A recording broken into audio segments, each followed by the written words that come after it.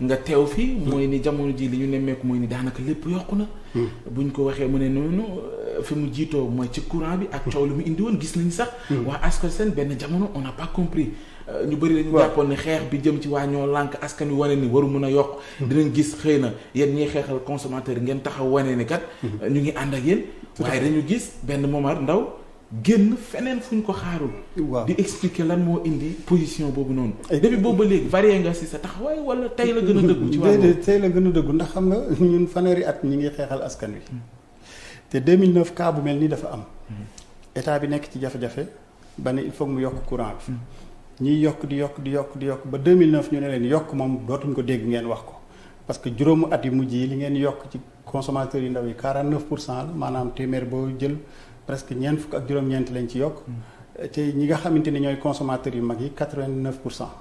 maanaam muy juróom-ñett fukk ak juróom-ñeent lañ yokk ci téeméer boo gis. alors donc ñu ne leen yokk moom mënatul am d'ailleurs ci boobu sax laa proposé ne léegi comme jafe-jafe am na nañ épargner néew ji doole yi fexe ba ñi am doole subventionné ñi néew doole ñu ne ma ci naka ma ne leen bu njëkk actuellement mooy képp koo xam ne yaa ngi consommé.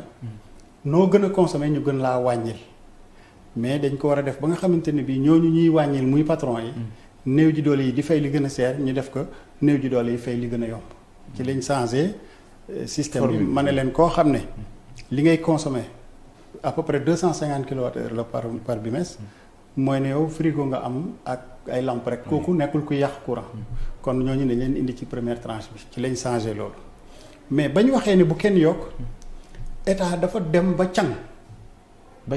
càng ñemeetu la yokk te mënatul la génne xaalis bu mu jëndee da nga daan gis bato bi indi pétrole bi da daan taxaw ne bu ngeen génnewul léegi ay 14 milliards du ma wàccee pétrole bi te pétrole bi moom la ñu war a jël carburant bi pour taal machine yi donc ñu dem ba carburant ci boppam mënatuñ koy jënd ndax lañ ameel SAR bari na la SAR yore ci xaalis néew na bato yi ay négociation la woon suba midi ngoon donc courant mënatut a am parce que xaalis bu jënd pétrole bi koy taal amul société bi sonn na machines yi màgget na xaalis buñ ko entretien amul machines yi doyul mënuñoo arrêté machines yi pour entretien leen te machine bi bu demee ba na kërëb li ngay génnee ci xaalis mooy gën a bari kon ñun position bañ jëloon ne d'accord ñu yokk nga xam ne moom la Sénégal yi jàppoon ne moo baax ñun après lañ gis ne baaxul parce que bañ ko defee courant amatul ba nit ñi di wàcc ci mbedd mi naan nañ leen indi courant diggante 2011 jàpp 2012. parce que état mënatuloon a dem càng na te comme ñun nee nañ bu ñu yokk état ne du yokk. kon loolu moo justifié. bi yoon bi ñu nekkee ci scénario bi ngeen ni. voilà léegi nag bu lu mel noonu amaatee. léegi suñ ñaari position rek lañ mën a am soit ñu ne d'accord nañ wala d'accorduñ suñ ne d'accorduñ état dina dem ba situation boobu koy dalaat damay joxe benn exemple. état bari na ay société ay organisation yu mel ni hôpitaux yi duñ fay dañuy consommer kenn du leen couper ndax bon kenn du couper hôpital mairie yi am na lu bari yu ñu ameel état bi boo xoolee li état bi ameel ci xaalis li nga xamante ni bi moom mooy Sénélec ak li nga xam ne moom la ko war a rembourser chaque année ndax chaque année bu ñu xaymaa dañuy wax ne manqué na 100 milliards kat état looy def da ngay yokk wala da ngay jël en charge état ni man yokk d'accord ma ci parce que problème la may indil maa koy jël en charge mais day wax maa koy jël en charge ba pare te du joxe ay 15 milliards lay joxe ki ay looloo dem ba am nu mu toll ba léegi nag loolu dem ba toll 265 milliards plus 102 milliards yi nga xam ne moo manqué ci at mi pour Sénélec équilibré mu nekk 366 milliards yu manqué waaw koo xam ne yow boo liggéeyee li ngay jaay yëpp boo ko totalisé 384 milliards la ñu amel la 366 milliards nooy def ba fonctionner donc il faut suñ bañee loolu comme ñun fa xeexoon nañ ak état ne leen wàññi leen ba état wàññi woon 10% ñu ne na état delloowaat 10% yi mu wàññi woon su ko defee courant ñëw moo gën ñu ne bu kenn yokk ba pare courant dootul ñëw d'accord mais am te na bu courant ñëwul say marchandise day yàqu sa matériel day yàqu sa léppay yàqu te doo am courant mais ci wàllu yaxanal bi nga xam président mooy si jamono jile am nañu jàpp ni it war nañu mën a auditer Senelec waaw parce que aussi yàq bi bëri na. waaw te it am na xeet bu ñu fay doxalee yoo xam boo xoolee ci wàllu gestion bi. am na koppari fu muy dugg foo xamante ni war nañ ko xoolaat. est-ce que war ñu non tamit société yëpp la ñu war a auditer Senelec dañ koy auditer war nañ ko auditer war nañ continuer di ko auditer. ndax lépp loo xam ne lu réew mi moom la. dañ war a di ko seetlal di xool naka lay doxee ndax jaar na yoon waaw wala déet. d'accord jamono ji marché bi lépp yokku na. mën nañ xam. une waaw idée ci yi nga xamante ni ñoo yokk jamono ji. waaw laataa ñoo ñëw ci li ko waral. waaw xam nga diwlin yokk na yokk boo xam ne du yokk officiel maanaam commerçant yi yokk nañ ko mais du état. jan diwlin la moo ci d'accord. bu réew mi diwlin yëpp diwlin bu réew mi ak bi ñuy jógee parce que diwlin réew mi dafa seer ndax gerte la. ndax prix diwlin yi dañoo seerante ci naka lañ mel. dafa am huile bu ñuy wax moo gën a noble mooy huile d'olive et cetera ngay wàcc ba ci yeneen diwlin yi donc diwlin yooyu gerte bokk na ci yi gën a seer. diwlin bi nga xam ne moom la ñuy gën a jënd fii mooy diwlin boo xam ne moom la ñuy wax diwtiir.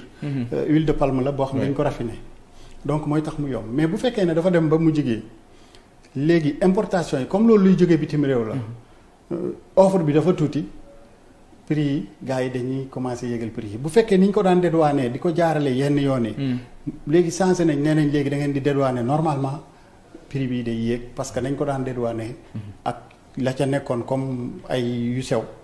bu nekkatulee bu boobaa tam njëg yi day yokk. beneen bi mooy lu jëm ci ceeb yi. ceeb aussi yokk na mais li ko waral mooy ceeb bi nga xam ne moo gënoon a yomb te gënoon a jàppandal ñu koy wax riz indien. dafa xaw a manqué ci marché international bi su ko defee su manqué gars yi itam dañuy jaar foofu di yokk. mais dafa am lu am solo loo xam ne. loolu mooy li état war a def. problème yu mel noonu su amee. état dafa war a taxaw jël matuwaayam ci li nga xam ne moom la ñuy wax ministère du commerce. ñoom li ñu war a def mooy première chose mooy ñu évaluer marché bi xool marge yi nga xam ne moom la ñuy def maanaam li ñuy teg ci njëg yi. génne ay prix ne prix yi kenn amul droit dépasser ko mais bu fekkee defaloo arrêté. nit ñi yokk diwlin nu mu leen neexee te diwlin toujours dañ koy superviser dañ koy administrer. nit ñi yokk ceeb nu ñu neexee te dañ koy administrer mais. da ngay indi pëccaxoo ci marché bi. mais ministère du commerce dafay nelaw suba ba ngoon ñu ngi nelaw. lañ war a def defuñ ko. xoolal depuis ci ciment bi lañ commencé nelaw. ciment bi prix yu bees génn na. am na ay prix yu fi nekkoon yoo xam ne moo nekkoon prix officiel. bi nga xamee ne prix officiel yooyu dem nañ ba ci digg bi ñu ne léegi am na taxe yu bees kon day am prix officiel dinañ yokk 5000 mais damaa au ministre bi ma ne ko. génneel arrêté. nga wax ne njëg yi kat officiellement fii la tolloon teg nañ ci 5000 fii la nekk léegi ku ko ràpp romb ñu dal sax waaye bu fekkee da nga ne yokk nañ 5000 rek ciment bi waroon a jar 58000. am ko doon jaayee 60000 wala 61000. day jël 5000 yokk ko ci 61000 muy 66000 muy 66000. alors que moom mu ngi waroon a jël 5000 bi teg ko ci 58000 mu ne ma waaw ñu toog quelques minutes kenn ci kiyam yi ooma naan ma waaw da ngaa wax ministre bi affaire kii yi waaye c'est-à-dire bu expliquer ay explication donc ñoom arrêté la ñuy bañ a dégg. lu tax xaw ma ko loolu sabotage la parce que da ngay seetaan gars yi di def lu leen neex te da ngaa war a bind arrêté nga ne kii kat man état nee naa kenn warul romb lii ndax bu arrêté amul doo mun a verbaliser ki nga xam ne day jaayee lu ko neex. mburu mi depuis ñeenti at a ngi ni boulanger yi chaque année ñu ne dañuy yokk. bi ñu leen tëjalee dañuy yeewu fële ci Diourbel. gis ni yegg nañ ci 200. voilà ñun bi ñu leen yàqalee yokk bi fépp fu ñu waxee yokk ñu ne leen amu leen raison scientifique bu mën a tax ngeen yokk parce que mburu bi dafa am ni ñu koy calculer te suñ ko calculer noonu yokk mënul nekk. léegi ñu seet beneen façon ñoom ñu ne léegi nañ leen may ñu defar beneen format. mburu boo xam ne 200 francs lay jar. léegi ñu ne su ko defee am na consommateur yoo xam ne mburu 200 lañ bëgg ñu jaay leen ko ma ne ministère wax ko boulanger yi. wax ko technicien yi ne leen lii suñ ko nangoo mooy ne nangu nañ yokk mburu bi parce que suñ leen waxee autorisé nañ leen 4e format boobu nga xam ne 200 lay jar. soo ñëwee di jënd mburu 200 rek ngay gis te boulanger yi depuis très longtemps loolu lañ bëgg a indi. maanaam yokk mburu mi. bi ñu waxee loolu ma wax ko ministre bi ma ne ko boo nangoo 4e format dinañ am jafe-jafe mu naan non mooy xeetu baguette yooyu nga xamante ni. waaw am na nu ñu ko defaree nag boobu macha allah de. waaw waaye am naa ñoom. mënoo ko imposer par rapport ak bee. xam nga ku poosam 10. mën nga ko wax ne ko kaay ma jaay la ko. waaye ki poosam 10 sax amoo droit imposer ko ne ko bii mburu rek ngay jënd ci man. comprendre nga. est-ce que du woon marché bi rek dañuy proposer rek. léegi kii ñëw client bi moom mooy xool. xam nga léegi nu ñu def dañoo xëy Jurbel mooy li ma doon wax ne loolu la boulanger yi di def ministère naan ma non dinañ leen surveiller dafa boulanger yi dañ xëy rek. di jaay mburu 200 kese. xam nga bu ñu ne la tegal nañ la mburu 200 mburu 150 a ngi nii respecté ne poids bi respecté ne 150 lay jar doo ko fi bàyyi dem di jëndi 200. comprendre nga. mais ñoom ministère dañu wax ne non boulangerie bi foofu la war a jaayee 200 si boutique bi mu jaayee bu 150 nangam mais boo ñëwee ci boutique bi ñu ne la jeex na par force da ngay jënd mburu 200. te administration mënul ñëw ci boulangerie naan ko defaral 100 pain de 150 200 pain de 200 francs ndax su jarulee xanaa def naa la xanaa yaa may rembourser kon administration amul moyen wu vérifier nombre de mburu yi nga xam ne moom la boulangerie bi defar. moo tax ma ne leen bon bu leen dugg ci loolu. parce que dugg ci loolu mooy ànd ak yokk bi nga xamante ne bi mooy yokk njëg yi. mais déggaluñ ma wax naa ko ministre bi wax naa ko équipe technique yi wax naa ko boulanger yi.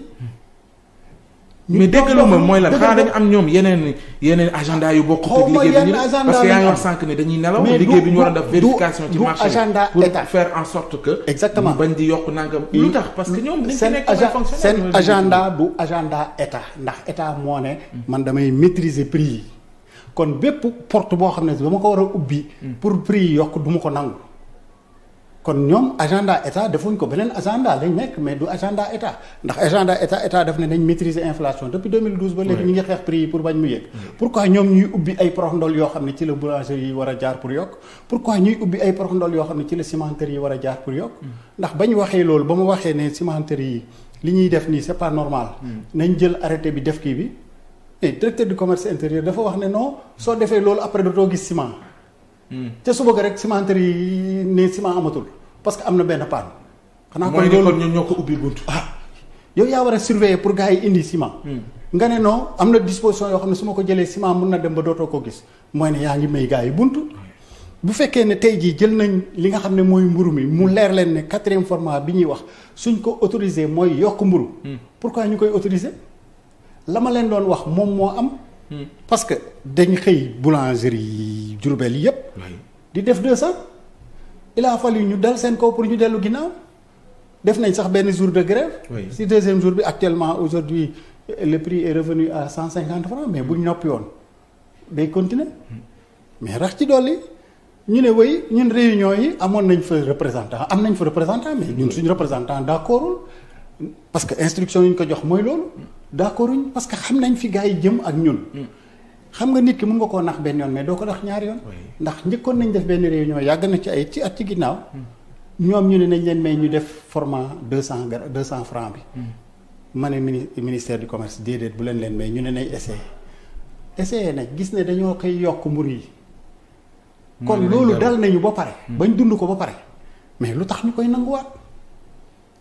man jàpp naa ne ministère du commerce bokk na ci liñ bind li nga xamante ne bi moom mooy fonction yi ñu ko attribué mooy protection des consommateurs. d'accord mais protection des consommateurs également état rôle am mooy tamit protéger secteur bi nga xamante ni ña fay liggéey ay doomam lañ. pour ñu préserver seen i emploi. mais parce que yuuxu parce que ñoom yuuxu bi ñu yàgg di wax mooy ni secteur bi.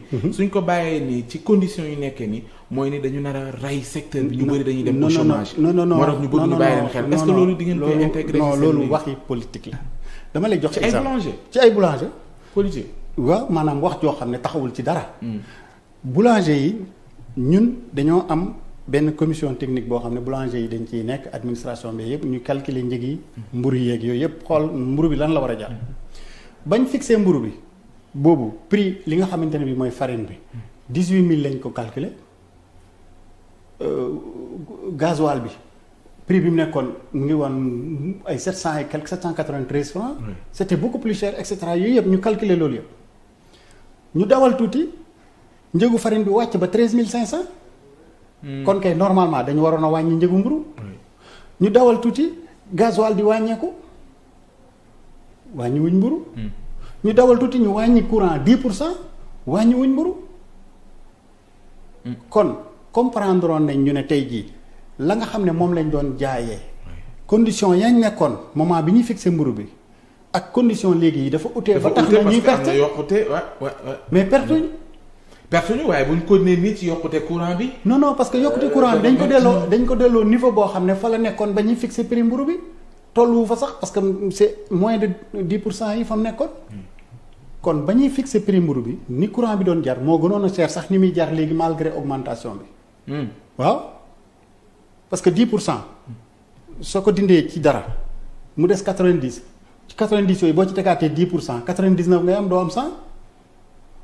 comprendre nga. oui alors donc kon tey jii mënuñoo basé wu ci yokkum courant bi. d'accord kon du aller bi ci yokk courant bi pour ne taxawaay bi mooy lii. exactement donc su fekkee ne ñun calculer nañ njëgu mburu bi. te ñoom njëgu mburu dañ ko calculer ci poids.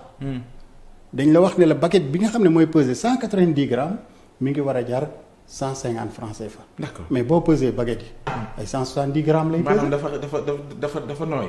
non matul poids bi nga xam ne matul poids bi. maanaam prix bi.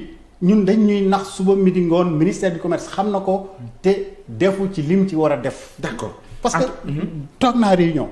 ministère du commerce. toog technicien yëpp toog directeur du commerce toog boulanger yi kenn ci ñoom yëkkati loxo ne ñoom amuñ balance waaw ko amul balance naka la mën a jaayee mburu ne maa ngi respecté charte yi. doy na waar dinañ ci ñëwaat ci deuxième partie Momar Ndao bu Ascosen ñu ngi wax mburu xam naa ni moom ñi dëkkee Saalum ak la ko wër dinañ kontaan jamono jile rawatina ñenn ñi ma xam sant Mbaye ak Touré deuxième partie bi incha allah dinañ ñëw waxtaane tolluwaayu luyaas bi ci réew mi bokkoon na ci li nga xam te njiitu réew mi dafa am taxawaay bi mu ci amoon la ñu nemmeeku jamono ji uute naag la ñu doon xaar loolu yëpp nañ ci ñëw ak leneen doo xam dafa soxal consommateurs yi ci deuxième partie bi lay doon ginnaaw xibaar yi nga xamante ne Marieta Bay dafay ñëw ci kanam jox leen ko ci kàllaamay Kocc